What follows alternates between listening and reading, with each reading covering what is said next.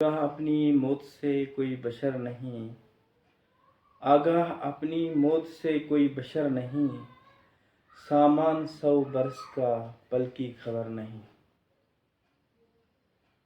محترم ناظرین، السلام علیکم ورحمۃ اللہ وبرکاتہ۔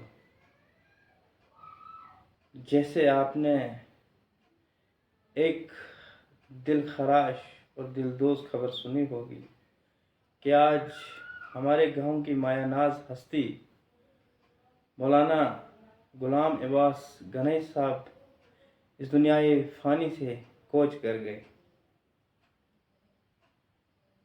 نہایت ہی رنج و غم ہے،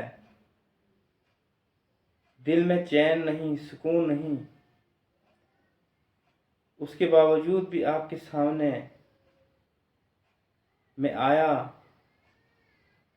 وہ ایک بہت بڑی روحانی شخصیت تھی۔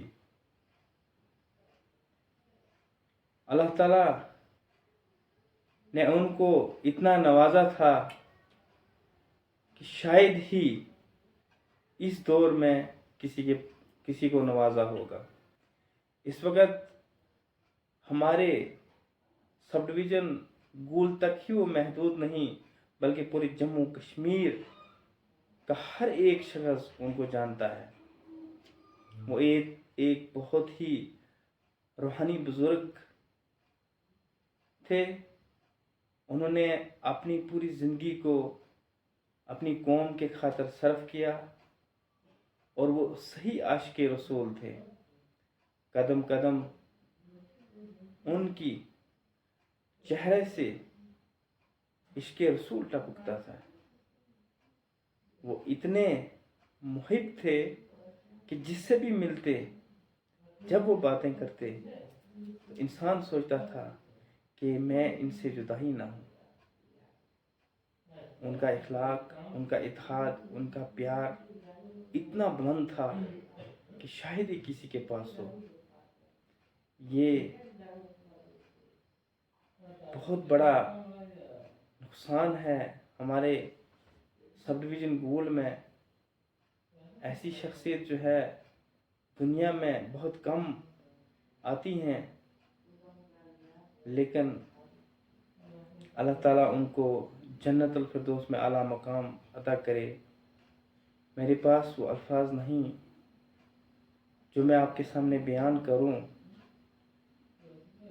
ان کی تعریف کروں۔ دوستو، وہ ادب کے معاملے میں کتنے بلند و بالا مرتبہ تھے کہ جب بھی وہ کبھی ملاقات کرتے تو ہم نے کوشش کی ان کو سب سے پہلے سلام کرنے کی، لیکن ابھی ہم دور ہوتے تھے، ابھی سوچتے تھے کہ ہم پہلے ہی سلام کریں، لیکن وہ پہلے ہی سلام کر لیتے تھے۔ یعنی کہ وہ اپنے نیکیوں میں اتنے آگے رہتے تھے، ہمیشہ پیش رہتے تھے کہ ہمیں موقع نہیں ملا۔ آج تک میری زندگی بھی ابھی 40 سال ہے، لیکن کبھی مجھے موقع نہیں ملا کہ میں انہیں پہلے سلام کروں، حالانکہ بہت کوشش کی میں نے سلام کرنے کی۔ اور ان کی روحانیت کے بارے میں کیا بتاؤں، انشاءاللہ میں ضرور ان پر روشنی ڈالوں گا، لیکن اللہ تعالیٰ ان کے لواحقین کو صبر جمیل عطا کرے اور ان کو جنت میں اعلیٰ مقام عطا کرے۔